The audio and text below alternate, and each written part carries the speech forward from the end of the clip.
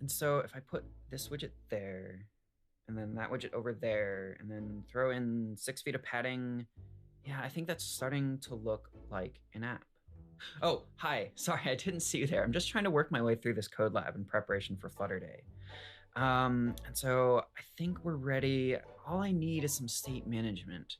What do you think I should do, Dash? Wait, today is what day? Today is Flutter Day? Hi, I'm Fitz from the Flutter team. Whether you've been writing Flutter apps your whole life or just hearing the word widget for the first time today, Flutter Day is all about learning new things. I'll be with you at various points throughout the day, streaming to your device from my home office, but it won't just be me. We have a great schedule of talks, discussions, live streams from Flutter community members around the world, codelabs, and most importantly, opportunities to get your questions answered from a variety of Flutter team members. For example, a question I often see is how to use Firebase for an app's backend data infrastructure. I don't even really know how to do it myself, but that's what today is for, learning. Suppose I wanted to create an app that could run in multiple places, but used the same data no matter what platform it was running on. Something like Firebase seems like a natural fit, but I have no idea where to start.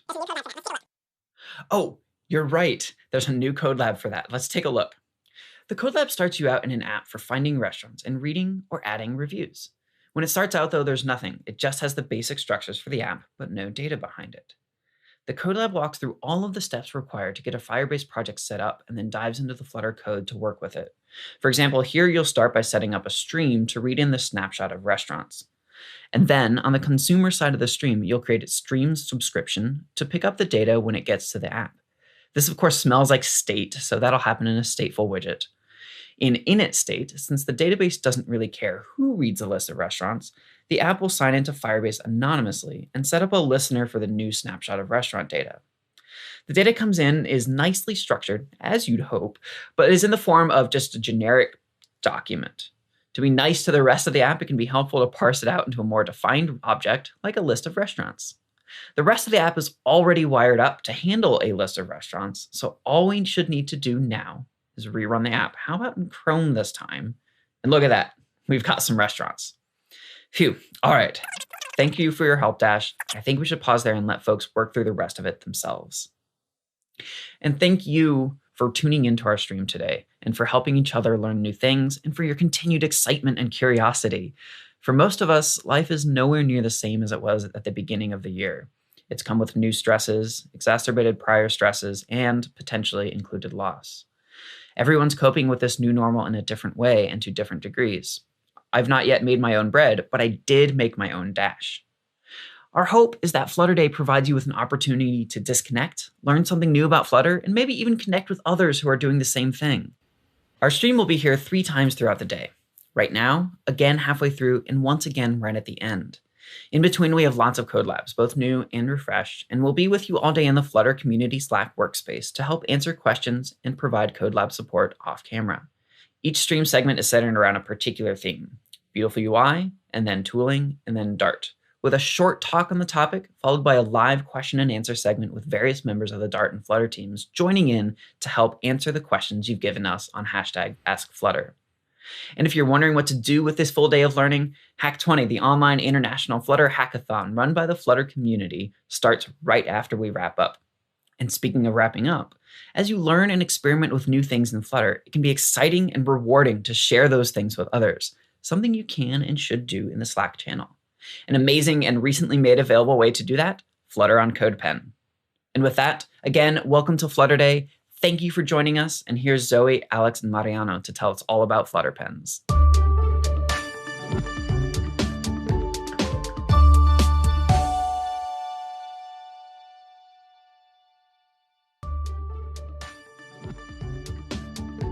Hello, everyone. My name is Zoe. I am a product manager on the Flutter team. So I will be your host for this session. And then we are going to talk about CodePen today.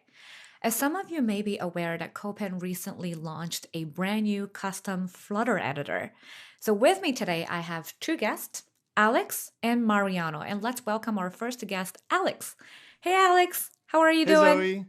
Good. Thanks for having me. Thank you for being here today. Alex, so why don't you just introduce yourself? Let us know who you are. Where are you from? Sure thing. I'm Alex Vasquez. I'm one of the co-founders of CodePen, and I'm super excited to share all the work that we've been doing with the Flutter team. Thank you, Alex. Well, some of our audience today probably aren't too familiar with what CodePen is. Can you actually just tell us a little bit more about CodePen and maybe even show us? Sure, I'd love to. So I'll show you what CodePen's like. CodePen is first and foremost an online social web community for front-end developers and designers. It's a place where anyone can join and share their work, test out their ideas, and simply be inspired. So when you come to CodePen, you'll see that you can see the great work people are doing on CodePen. You can follow other developers, and you can even show them some love for their work that they're doing. Now, all the pens on CodePen are editable, and you can fork them and play with them and even embed them in blog posts. And we try to make that super easy so that you can focus on learning and without the frustration of setting up your environments and configuration. So what we particularly love about CodePen is the social and community feature that offers. And that's why we're super excited to see that you guys are bringing in Flutter into this community. Actually, while you're on the screen, can you just walk us through how you would actually get to the Flutter editor? Sure thing. So on CodePen, you have this active sidebar that kind of sticks with you. And so if you go to the Create dropdown, you'll see that there's a little dropdown arrow, and you can choose the custom Flutter editor that we've created. Normally on CodePen, you'd create HTML and CSS pens, but you can now start developing your own Flutter demos right on CodePen. And so we start you with a smart little widget. You know, my first language was Spanish, and so I always like to start with Hola Mundo instead of the Nice. typical hello world. But the moment you start typing in the Flutter editor on CodePen, you start to get feedback, and you see how everything starts re-rendering automatically. Now, I found a That was demo very on quick. yeah, it's really amazing what the technology that we've been able to leverage and what we've been able to build with your team. And so I found a little demo on Dartpad, and it was about playing with image blur. So I started playing with it, and so you can see, just like the other example, the moment I start typing,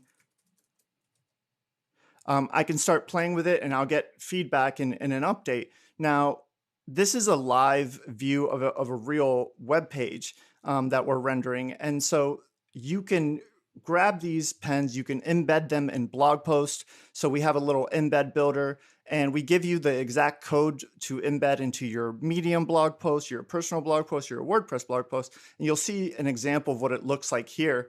And so we're really excited to be able to introduce this awesome technology to our community. That looks great. Thank you so much for walking us through the journey. Correct me if I'm wrong. I know that you guys are startup. Making the investment in building this custom Flutter editor must be a big, must probably take a lot of resource from you guys. So I wonder, how did you decide that you want to add Flutter among other frameworks? Just tell me a little bit more about the motivation behind the Yeah, scenes.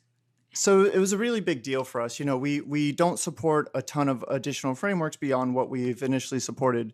And so it was a bit of a departure, but we love introducing our users to new technology that empowers them to be both bold and productive, and Flutter does both of those things. So when with Flutter embracing the web and all the excitement around it, when we found out that we could work with your team, the same team that built Dartpad, we knew that it would be a really great fit, and the likelihood of us succeeding in deploying this project was very high. And that's exactly the way it worked out. But it was being able to work with a team like yours to deploy this to our users and make it the right fit for CodePen. That's how we decided to opt into Flutter. Nice. Thank you so much. Actually, you mentioned about working with the DARPAD team. I'm actually a part of the DARPAD team. So I know that CodePen was built, the CodePen Flutter editor was built on top of the Dart services, which is the same service that powers the DARPAD backend. But our audience probably isn't that familiar with it. So I wonder if you can just like walk us through some high level technical architecture and let us Sure. know how you actually build a custom Flutter editor. Sure. Yeah. So we were able, luckily for us, because the Dartpad itself is open source, we were able to kind of take a look at that, see what they were doing, and notice that, okay, we're doing a lot of similar things. And I knew that I could take advantage of kind of the backend services that you were already using. And so what we did is we pulled out some of the hard-coded configuration for our system, and we made sure that we were able to reuse the the editor that all CodePen developers are used to, but be able to abstract out using the Dartpad services. So for example, whenever we format code, we send it off to a Dartpad API whenever we analyze the code or compile the code. And so after that compilation and formatting is complete, we grab the response, put it together, and put together a real life web page. And that happens within seconds. And being able to do that and work with your team was great because it was very easy and smooth to get over all the technical hurdles that we faced. Thank you. Actually, so I want to share a little background story. When we built Darpad, we specifically decided we want to open source that Dart services. So, website like CodePen can take advantage of it. So in this particular case, we are not the expert in building social or community features, but you guys are. So I'm so glad that we actually did it. So now you can actually offer this additional tool to our Flutter community. So now our Flutter community has both Darpad and also CodePen. If you want to go to, if you want to code up a quick concept or you want to test an idea, you can go to Darpad. Or if you're looking for a design community, you're looking for inspirations of creative works, you should totally go to CodePen. So I'm so glad that we actually have both, resources and tools available to our Flutter developers. Yeah, I mean, having Dartpad as an open source project was this amazing resource. We started CodePen 8 years ago, and since then, the web just continues to explode to the point where developers expect to be able to try new technology right in their browser. There should be almost no lead time between releasing something and me being able to try it. And so what we love is, we like to think of the web is kind of like pizza, and CodePen and Dartpad, they're just like pizza places. And so when we see another pizza place pop up, we don't think, oh my, that's worrisome. We always think this is great, because what it really means is people really love pizza. And so it's just been this really great collaboration with your team to be able to do this. Thank you. I love your pizza analogy. I'll tell my team about it. That's really cute. Okay. Well, in the interest of time, I have one last question for you. Are there any changes that you're planning to put in this custom Flutter editor in the future? Do you mind sharing that plan with our audience today? Sure thing. Yeah, we are really focused on making the actual editor experience a lot better for Flutter editors. Flutter developers want the ability to have type ahead and intelligent error handling and error messaging, being able to look up documentation on demand, a lot of the niceties that you guys have already built into Dartpad. And so being able to bring those to CodePen, because that's kind of a foreign experience for us, that's what we're focused on, just the actual developer experience while they're learning this technology. That we want to enable them to be productive as quickly as possible. And so we're super excited about that. Yeah, these sound like really great features. We really look forward to seeing those. So yeah, again, thank you, Alex, for being here today with us. And please keep us posted as you hear more from your community or as you release new features on this CodePen Flutter editor. Well, next, let's welcome our second guest, Mariano. Hey, Mariano, how are you doing? Hey, Zoe, thanks for having me. Thank you, Mariano. So I got to know Mariano from Twitter because he's been sharing a lot of amazing Flutter works. Mariano, why don't you give us a quick introduction about yourself? Sure, I would love to. My name is Mariano Zorilla. I'm actually from Argentina. I've been doing Android apps, mostly mobile apps, for the past 10 years, and I'm currently a tech lead at Venmo. And I also part of several communities here in South America and also in San Francisco. Funny enough, I have the only Flutter community in San Francisco. So I'm pretty active between pretty much all the mobile community. Well, thank you. Thank you. I'm really, really impressed. Actually, tell us a little bit more about your Flutter experience so far. What makes you so passionate about Flutter? Sure, I would love to. I think I met Flutter around 3 years ago, but it didn't start right there. I started around 2 years ago with the Flutter Studio Jams that were set up around the globe. So I was making a small example. It wasn't the best code. No one likes their code even 6 months ago for how bad it was. But I keep learning. It was something interesting about Flutter, different from any other platforms that I experienced in the past. And I've been doing Android for 10 years, so I pretty much know any nitty gritty of it. But Flutter makes something special because I can just build one app, like code it once and have it on the web, which is a platform that I never touched in the past. That's good to hear. Thank you so much. So the reason why we want to bring Mariano to our show today is that I know that you have created 18 or 20 different Flutter pens just within a 1 month, right? Am I right? Yes. Okay. I'm 20 currently. I need to sleep. But no, kidding. Yeah, I've been doing a lot on the past for the community. I think the community keeps encouraging me to do a lot more. But yeah, currently I'm on 20 CodePen examples since the day they was launched. I've been nonstop delivering examples. I am really impressed. So the reason why we want to bring you here is we want you to actually show some of the works that you have created. Show us some of the things that you are most proud of. Sure, I would love to. I got several examples. I can start for the very first example that I did, Let's do which it. was super simple. It wasn't really complex. All I did was just follow around the mouse into the small characters that I have like on my current screen, and you can just pick on the eyes and just like it's gonna Aw, hide it, really and cute. you can see. Yeah, you can just wave a little bit. So I didn't know the limits of CodePen at the moment, so I need to see what I can and cannot do. So then I could just push the limits a little bit more. Then I created a small example, like a small handheld device that you can change the background and the colors, so you can see a little bit transparent, and you can just swipe the different cartridges that it has, like a small video that it has in the application. But then I still was like, how can I break it even more? Like testing CodePen to the limits. So in this example that I have like a car sharing app, I merged two CodePens into one. Crazy idea that I have. So I got like the Google Maps on the background, which is a CodePen, and then I put the Flutter on top of it. I merged both of them, and I managed to get like a little car on the screen and the user location and all that kind of stuff.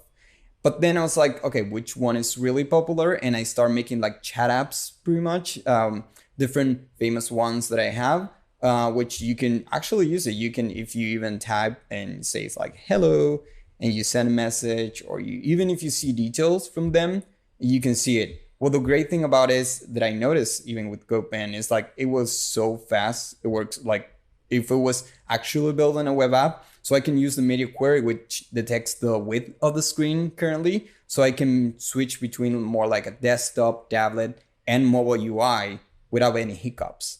So I can make all those changes and examples, and the UI adapts from all those changes.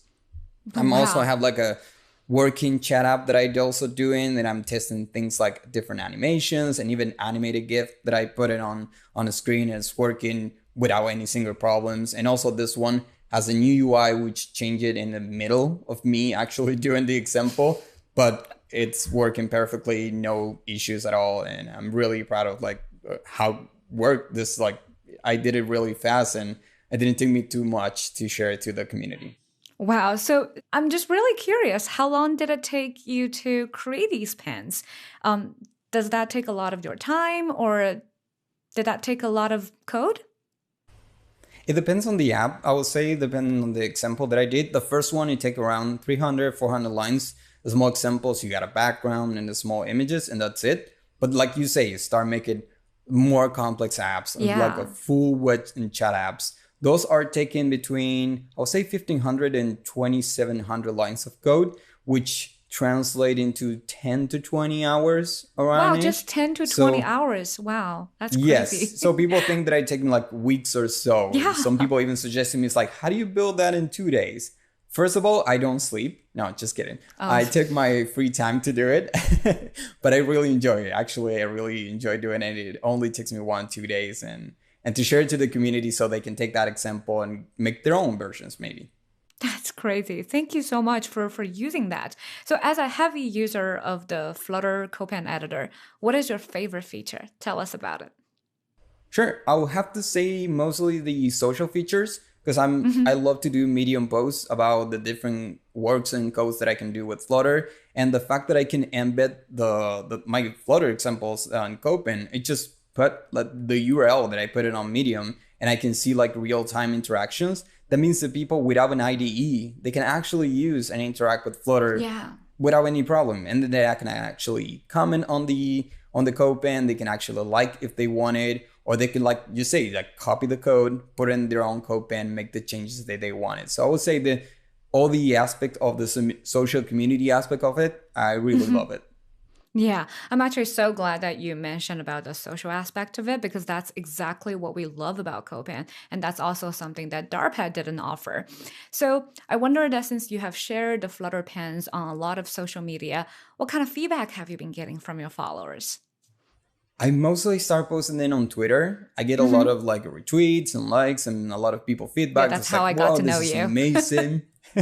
Yes. So a lot of people start like messaging me. It's like, whoa, this is amazing. I didn't know like Flutter was capable. Some people didn't even know what Flutter was until I start showing a lot of those examples and retweeted by the community. Fun fact, I start posting on LinkedIn, which is a platform that I don't normally share any content. Oh, And I okay. get like even better responses than on Twitter. People actually wanting to use either in their side projects or maybe suggesting at work. Like one friend that is working on a big company says like the CTO wants to talk with you because maybe they want to implement Flutter for some examples. Wow, And I that's think that's really an even impressive. better response than Twitter because they people actually want to do it for work, which is amazing. Well, I really hope that with more and more folks asking you about Flutter on LinkedIn, and they will be seriously consider Flutter for their, for their commercial apps. That's great. So I'm curious, what is your next Flutter pen idea that you plan to work on? Oof, I don't know. I have so many in my head. Oh, I normally stack a lot of examples in my head, but I try to tackle the big ones because a lot of people feel intimidated. They think they have so many developers and so many like designers that it's impossible to do these UIs. And I wanted to show that even with 1,000 lines of code in 1 or 2 days, I can actually recreate those UIs and maybe break a little bit more like that imposter syndrome that a lot of people have that think I'm not able to do this. And just sharing them that they're capable. Don't worry, you can do it with Flutter. It's so easy to do it with Flutter. And that's part of what I like to do. So like mostly the big names, if you want to call it. that's great. Great. Thanks for sharing that idea. So before we wrap up, any words of wisdom that you would like to share with our audience today? Yes, feel free to use all my examples. I think one of the amazing things that not many languages have is the ability to test on the web, even on your mobile device. You can open one of my URLs, take one of my examples and test Flutter and see how powerful it is. Because the same code that I have in CodePen, you can throw it out later on Android Studio, on VS Code. You can actually run on device. And even better, because the performance once it's built is way better than the examples that you see there. So if my examples with the limited resource work so good and encourage people to do like coding, maybe they weren't coding in the past or they maybe didn't decided to take into a new direction or a new technology. And if I can do that for a lot of people and change their careers, I'm going to continue doing so. That's actually a great point because I often get questions from different people asking how is Flutter difficult to learn? Is Dart difficult to learn? How different is Flutter from other frameworks? So I would say just give it a try. Like now you have CodePen. Try to see some of the samples that Mariano and other experts have built. Fork it, make it your own version. So you actually get to see the power of Flutter before deciding, you want to spend the time in installing the SDK. So definitely take advantage of that. Again, Mariano, thank you very much for being here today and sharing your amazing works. We're really, really impressed. And also, please continue to help us support Flutter in the community. Thank you so much for having me. Sure, I will continue making more examples. Thank you, Mariano. Well, for our audience today, if you're watching this session, I have a challenge for you. Go to the CodePen Flutter editor, create a Flutter pen, and share your work on social media with the hashtag FlutterPen. And then we look forward to seeing great works from you. That being said, that's it for the CodePen session. Next up, I'm going to turn you over to the Ask Flutter team. We're hosting a live Q&A session, and please turn your questions to Twitter or YouTube using hashtag AskFlutter. We hope you enjoy a great Flutter day. Bye-bye now.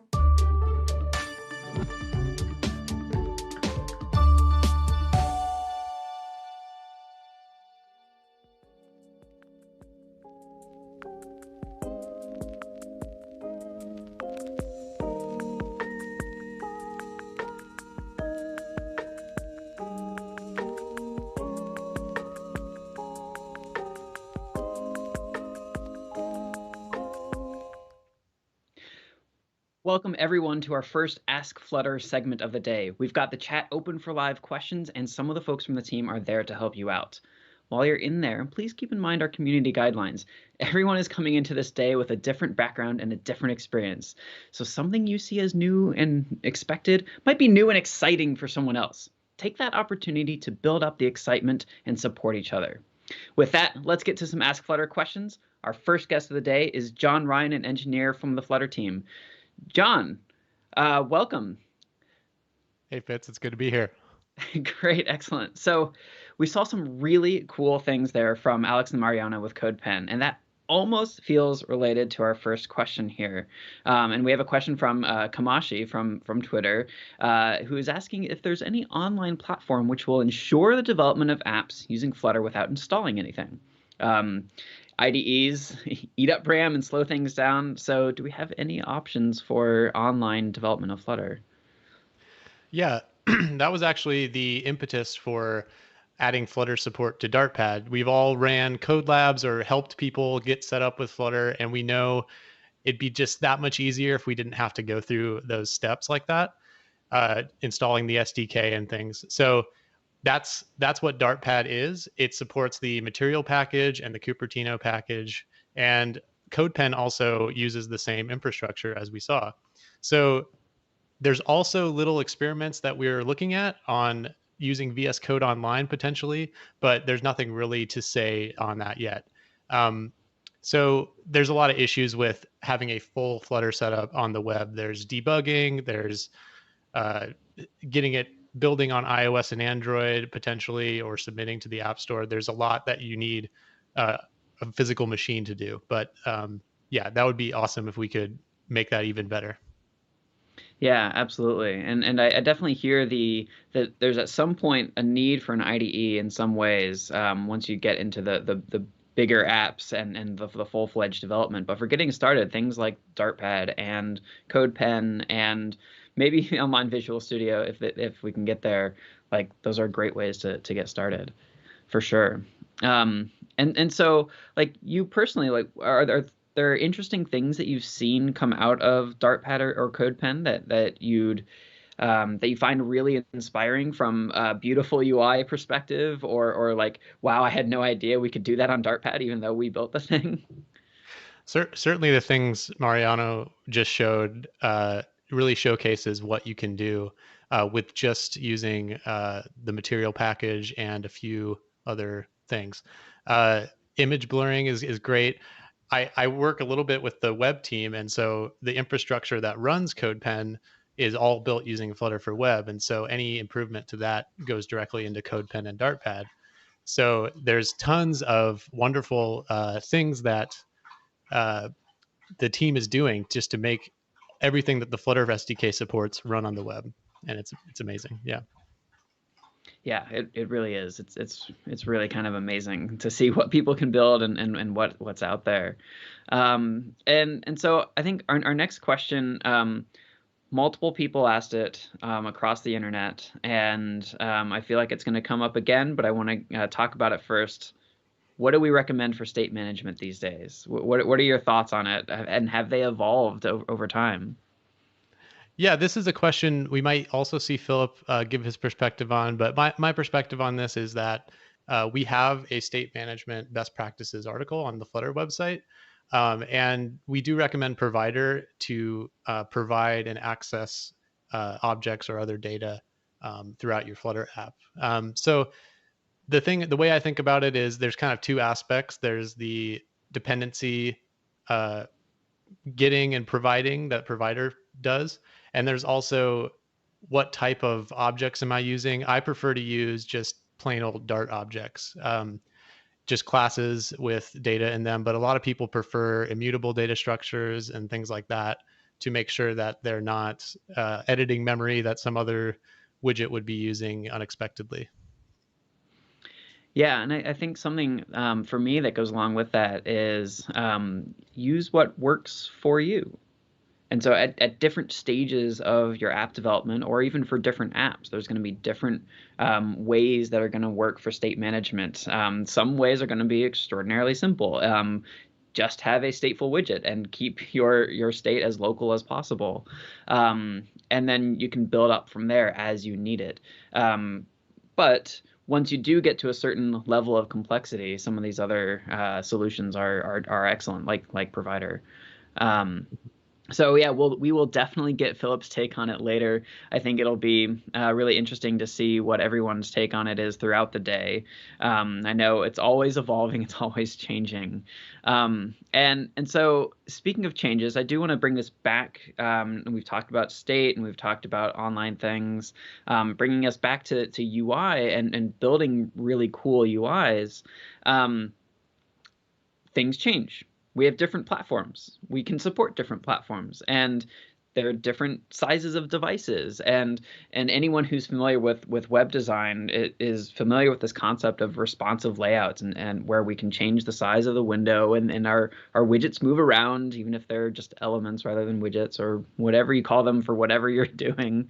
And so we saw a number of questions about this. In particular, and I'm definitely going to butcher this, but ArcD14 asks, how are we supposed to scale a Flutter website for phone and desktop? And so to me, that really rings about the responsive layout, about how do we build one code base for both of them, but still have a nice layout in that matches both of them. What are your takes on that idea? Yeah, it's really easy in Flutter, but there's a few different ways to do it. So using a media query and getting the size of the full app is one way to do that. So if you know the full size of the screen that you're showing, and you want to know that to change the layout, media query is one way to go. I've also seen Layout Builder used a lot for this, and what Layout Builder does is it provides you a callback with the incoming constraints. So in Flutter, the constraints are passed down, and the widget's job is to provide the size back up to the parent. And so Layout Builder gives you a hook into that process to say, oh, if the constraints are such that I need to be 500 pixels wide, maybe I should make myself only 300 pixels wide so that the user can read the text. So Layout Builder is super useful for that. And I would also add that, well, yeah, let's just call it there. I think that's a good answer. Fair enough. Yeah, and I think I saw one of our teams from around Google who are building things with Flutter, that a nice development strategy there is to every day test and do your development on a different device. So whether you're doing it on a Chrome window or a very tiny Android phone or a very large iOS phone or device, it's a nice way to kind of just see those different screens in play in reality, rather than I'm building on my one emulator all the time, and then at some point in the future, I'm going to try it on a different sized emulator. And at some point after that, I'll try it on a tablet or whatever else.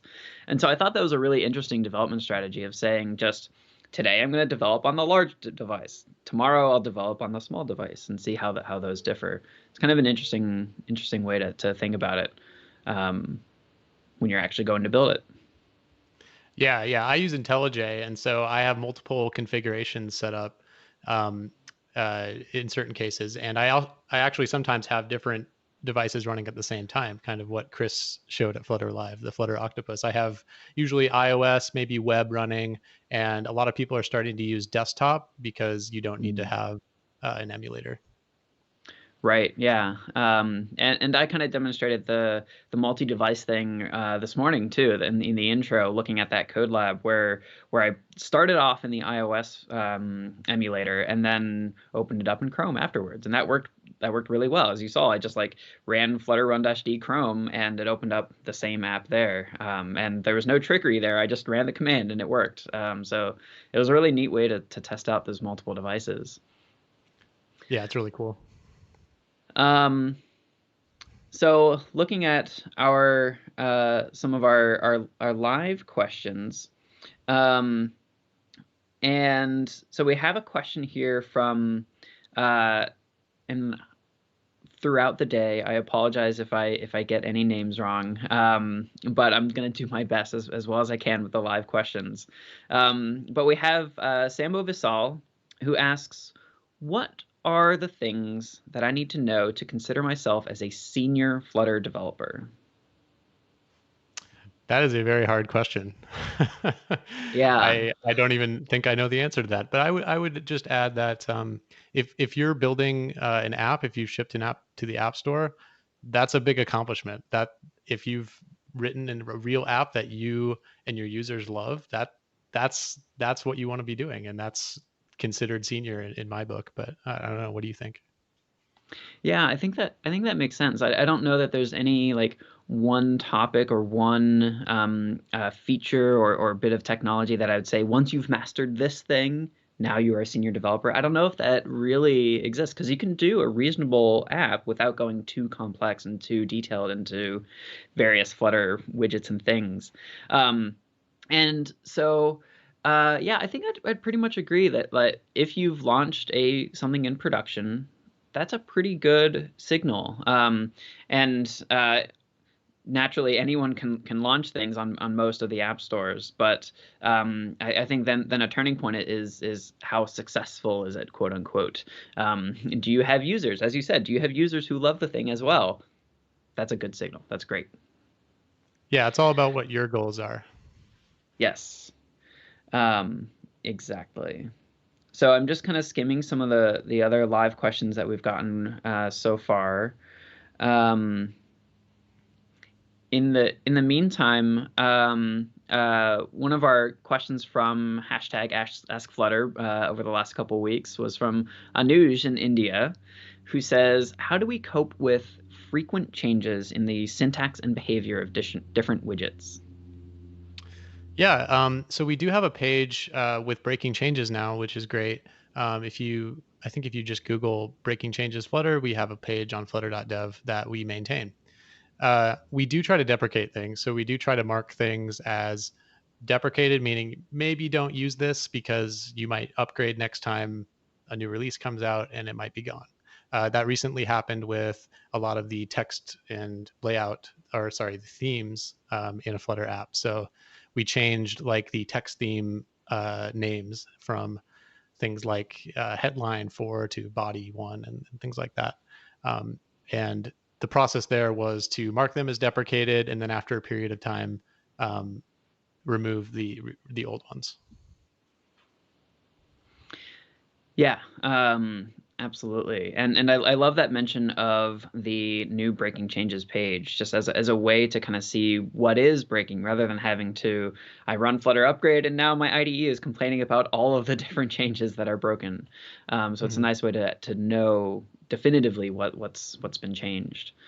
And okay, so with CodePen and Dartpad, we've mentioned Flutter Web a number of times. There's been a lot of people asking about it, both in the live stream chat and on Twitter, and elsewhere, just generally about web.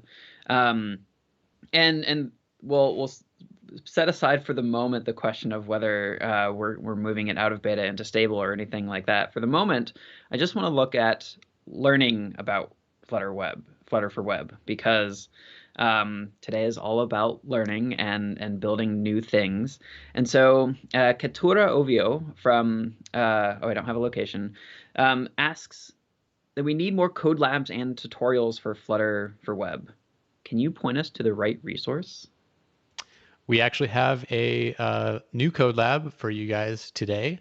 And that code lab walks you through a simple app that has a few routing things and displays the number of GitHub stars for a repository, which is kind of fun.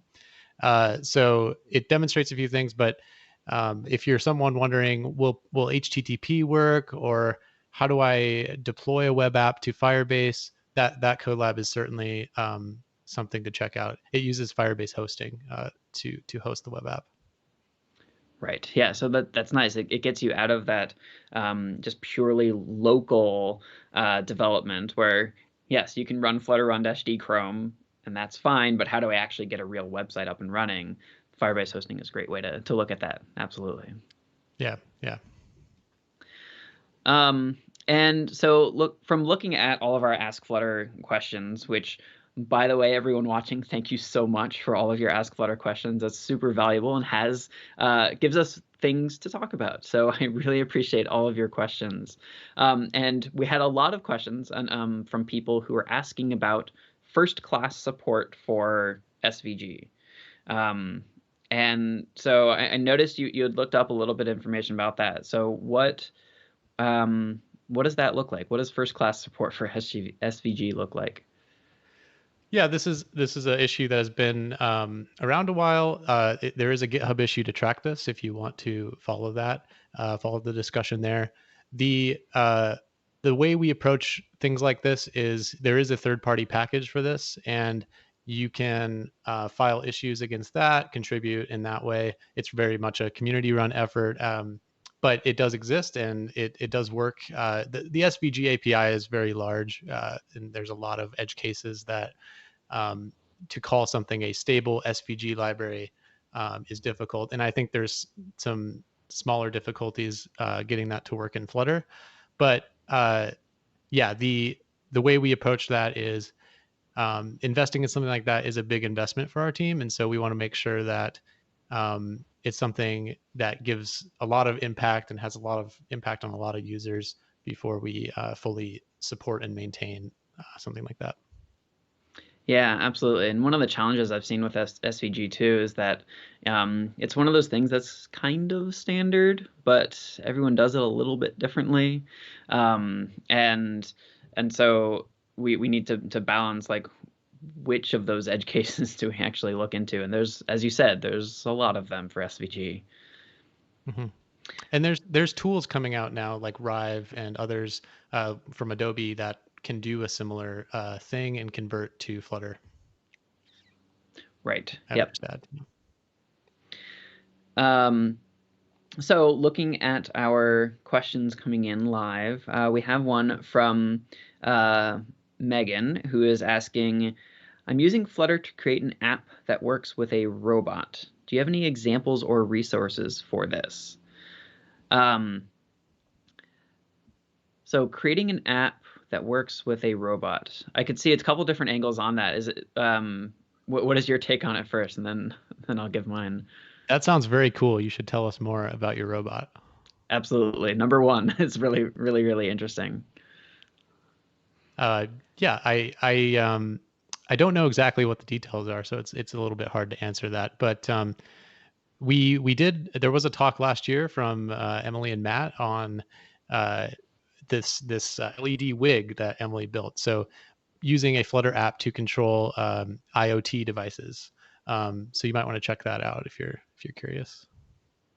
Yeah, and I know for that, so it really depends on what the control interface for your robot is, and what kind of communication mechanism you're implementing there. But for that wig in particular, I believe they used Bluetooth to communicate between the IoT device and the Flutter app. And if you check out that talk, it was from OSCON, the open source conference, from a couple of years ago, and they walk through the whole thing, and it's great. It's really interesting. And I don't know if we have any other definitive resources on that idea in particular. Yeah, I don't think we have any official docs on that. Yeah. All right. So continuing on through our live questions, we have Free to Mind is asking, he says, hey, Flutter team, why is there no documentation on Firebase website for how to use Flutter? There's an example for even Unity, but not Flutter. Why is that? So I will say that for starters, yes, you're right. Thank you for pointing that out. And we are working with the Firebase team to get more docs on there, and more resources. In particular, the CodeLab that I was showing off this morning is a good example of that. Using Firebase Firestore for providing the backing data for a Flutter app, which works great across multiple platforms. And so that's a good start. But I recognize it's not quite enough. So we're working with the Firebase team to get more out there. In the meantime, the Flutter Fire package and the repo for it are also a great resource to get started with. So that's my 2 cents. John, do you have anything to add on about Firebase support with Flutter? Yeah. So the only thing I would add is that it does work on web now. So you can set up Firebase in a Flutter project in a way that runs on web, iOS, and Android. So we recently did this in the Flutter samples repo. There's an experimental sample there that we worked on. Cool. Yeah, I know it's a question that we often get a lot on just how do you get Firebase working with Flutter? So it's great that we're building out resources to help with that question and to get more about it. So I want to go back to some of our Twitter questions that we got beforehand. And there was a couple questions, and I've seen this come up a couple of times in previous things as well, where people are asking what a build context is. I see it come up everywhere. It's in all of my widgets build methods, but I have no idea what it is. Sometimes I pass it to a media query. Sometimes I pass it to a navigator. It's just like, it's what the docs tell me to do. I don't know what it is. So what is it?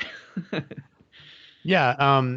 So the docs do kind of explain it, but I can try to explain it how I think about it, which is that it is a point in the widget tree. So if you have a stateful widget, it's actually a handle to the parent widget in your build tree. So if I'm building a widget, a lot of things like getting the theme for a particular widget, that uses the build context, because you could imagine potentially one part of your app using one theme and one part of your app using a different theme. So how would you do that? Well, that's why you have this way of getting the theme, which is theme.of. And what theme.of does is it takes your build context, which is the point in the widget tree that you are at, and it goes up the tree and it figures out where the closest theme object is in that tree to give you the right theme for where you are. Right. So it goes as far up as it needs to go to find the thing that you need. Yeah, exactly. Another way that I heard this described, and I think it was Philip who was describing this to me the other day, who was saying that when you start to look more deeply into Flutter, you notice that a widget is immutable. It cannot be changed. It's just a configuration for a thing. And then, so if it's immutable, that means it itself cannot hold any information about where in the tree it is. So it doesn't know its parents. It doesn't know its children. And so the way it knows that is there's other trees. There's an element tree. And that's the kind of thing that manages where the widgets are and their relationships and what the render object is. So that's a whole nother tree that we won't talk about for the moment. But those elements, that element, if that is maintaining the current information about the relationships between widgets, it's in some ways the context. Because it's the one that has the notion of where do I go to go up and to find that thing. So it's an interesting way to think about it, as saying this is just this other part of the tree. Yeah, exactly. It's a separate data structure. That can change depending on where you are. Yeah, we won't talk about keys just yet, but no, not today. I mean, unless it comes up, I only read like one or two questions ahead of time, so maybe it'll come up in the future. We'll see. We only have a couple minutes, so it's as I mentioned a moment ago, everyone starts to ask about Firebase. So we have another live question about Firebase specifically. So UX Ninja with 3 A's is asking if it's possible to interact with Firebase ML Kit in a Flutter app. I don't see why not. I don't know if there is a plugin for that, actually. But if someone has a link, please share in the chat. I would love to check that out. That sounds awesome. Yeah, and I know it's been done to a certain degree before. I know Matt produced a video with face detection a while back in Flutter, and I was able to rerun it after it was an old enough sample app that it needed some upgrading and some fiddling around, but it did work, and it did have MLKit with face detection in the app, and yeah, it seemed to work just fine. So I believe that's also part of the Flutterfire repo. So UX Ninja, if you want to check out that repo, it should be in there. And if not, file an issue, let us know on chat, let us know on Twitter, and we can hopefully follow up with that. Very cool. Let's go fly a kite and look at past questions that we got from the internet. And so it kind of gets into our next session later in the day about performance. But this question comes from Demian, who is asking a specific question about what is the best way to optimize images with Flutter, but not shrink, but also maybe some compression. And specifically, like, is there any WebP support or anything like that? What about images? I know when we're talking about beautiful UIs and great UIs, there's a lot of images usually. What do you think? Yeah, this is honestly not my area of expertise, but I did see that WebP is supported as far as I can tell. As far as optimizing images goes, yeah, you want to make sure that you're testing on all screens. You want to make sure that you're not getting a blurry image in your app on one screen and a sharper image on another screen or another size. So we provide all the capabilities to do that.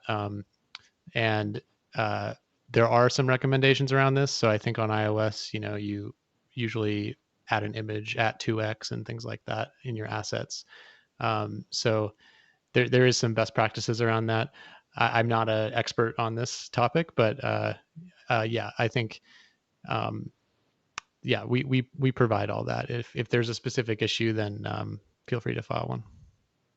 Yeah, absolutely. And I've seen other techniques too around when you have your image server serving the images, you can have it get different sizes as well, and so then it's on your image server to be able to provide that compression rather than having that compression being done on the front end, because front end, whether you're on mobile or web or whatever, typically has less resources than the back end. So it's a nice way to kind of offload that effort to something else. Yeah, that's a good point too. Not everything is an asset. Some things are loaded dynamically. Yep. Especially when you're looking at like maybe an e-commerce store or an image viewing app or something where you really don't know ahead of time what those images are, you are going to have some of that dynamic loading. Yeah, and as a yeah, go ahead. No, go ahead. Finish your thought. As a mobile framework, it is important to make sure that you're aware of what your users are experiencing. So if you're on a 3G network, make sure you're not loading gigantic images, of course. Yeah. And so it sounds like we're getting close to the end of our time. So there's one really short question and then one really short question after that. So Anirudh is asking if we can show a better error message of widgets than just a red screen with text. So better error messages displayed on the app. Yes, this is customizable, right? I think so, yeah. Yeah. I haven't actually done this myself, but yeah, I think at one point it wasn't, but then a lot of people wanted this feature, so I think we added it sometime last year. I'm not quite sure. Yeah. All right, and then our last question of the day. It's for you, John, specifically. This is coming from me, not the internet, but if a widget tree falls in the forest, but nobody's around to debug it. Did it really fall? Yeah, I think you'd have to open up the Flutter DevTools and inspect the forest to see what the layout of the forest is and figure out if there's any fallen trees. Yep, that makes sense to me. All right. Thank you so much for being with us, John. It's been a pleasure talking to you this morning. And thank you all for listening in and for being with us this morning. And that's all we have for questions. And we got a lot of great questions, and I wish we had time to answer them all. But fear not, there are 2 more Ask Flutter sessions today. The next one is in about 10 hours or so, and we'll be focused on dev tools and performance. And the last one of the day will be about Dart, null safety, and all about the language. I can't wait to see your questions, and we will see you there. Thanks for being with us.